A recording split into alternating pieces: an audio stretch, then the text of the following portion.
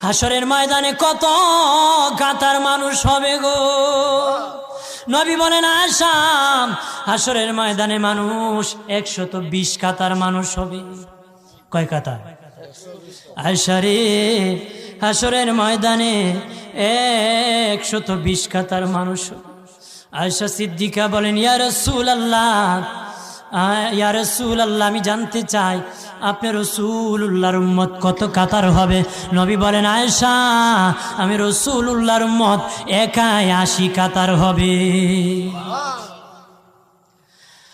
আয়েশা বললেন ইয়া রাসূলুল্লাহ, অগাদিনের নবীজি 80 কাতার দিয়ে আপনার উম্মত হবে, আপনার উম্মতকে কেমনে আপনি চিনবেন?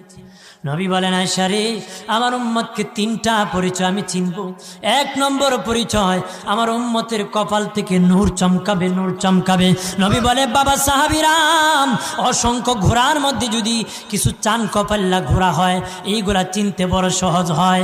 চান কপাল্লা ঘোড়া চিনতে বড় সহজ হয়। হাসরের ময়দানে আমার 1 প্রকার উম্মত চান কপাল্লা হবে, কপাল থেকে নূর চমকাবে, নূর চমকাবে।